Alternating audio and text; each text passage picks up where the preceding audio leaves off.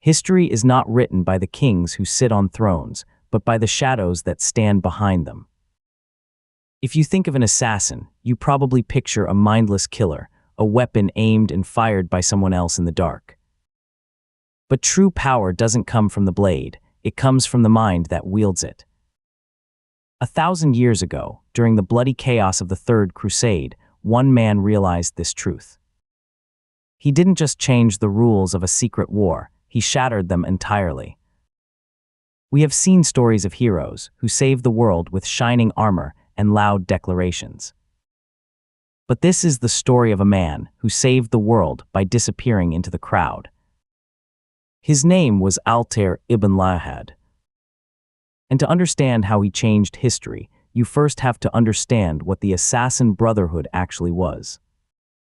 It wasn't just a guild of murderers.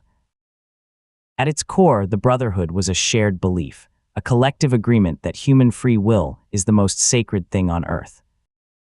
When that belief is strong, a single hidden blade can stop armies, end tyrants, and bring empires to their knees.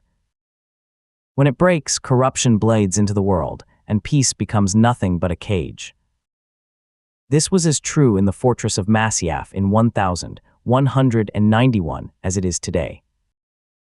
The fall of the old Brotherhood didn't happen because of a Templar army battering down their gates. It happened from within.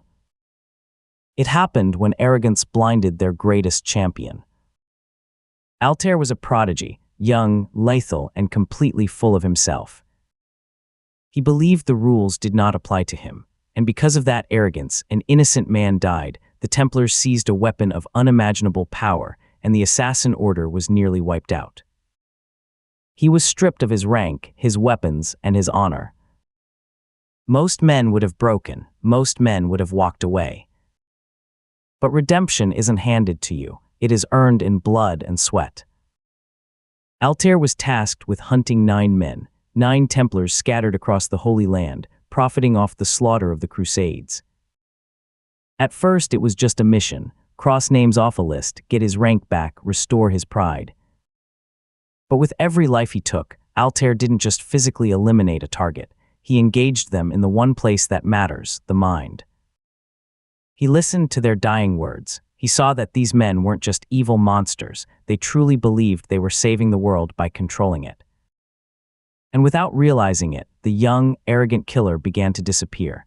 In his place, a philosopher was being forged. The common thread in all these assassinations was the same. Once the layers of deception were peeled back, Altair realized that the true enemy wasn't just the Templar Order, it was ignorance.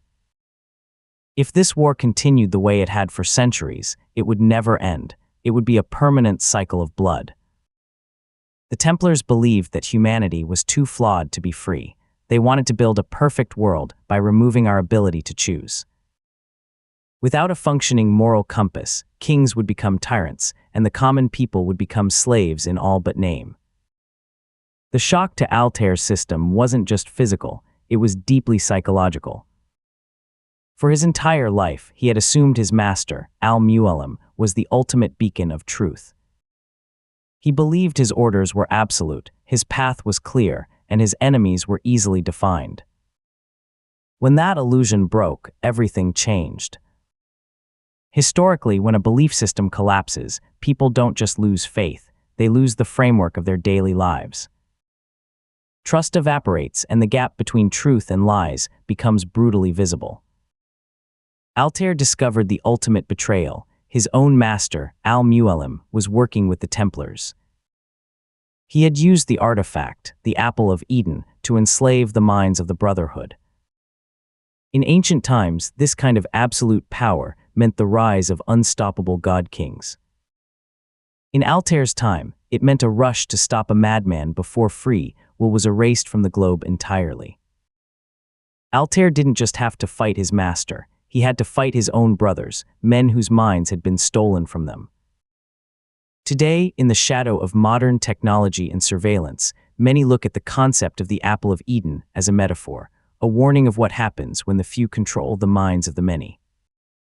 But let's not romanticize Altair as a flawless superhero. When he finally stood over the body of his corrupted master, he faced his own ultimate test. He held the apple of Eden in his hands, the power to control the world, the power to enforce absolute peace. That doesn't mean the temptation wasn't there. In fact, throughout his life, we see Altair study the apple, wrestling with its immense, terrifying knowledge. But in a full-scale breakdown of his reality, he remembered the core tenet of his creed: nothing is true, everything is permitted.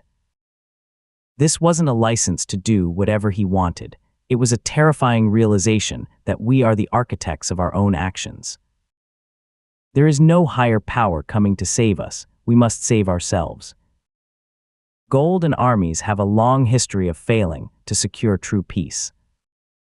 From ancient empires to modern nations, force only breeds rebellion. Altair knew that if he kept the Brotherhood isolated in their mountain fortress, they would eventually be destroyed. He knew that sticking to the old ways would make them irrelevant when the world moved forward. It's no coincidence that under Altair's leadership, the assassins changed completely.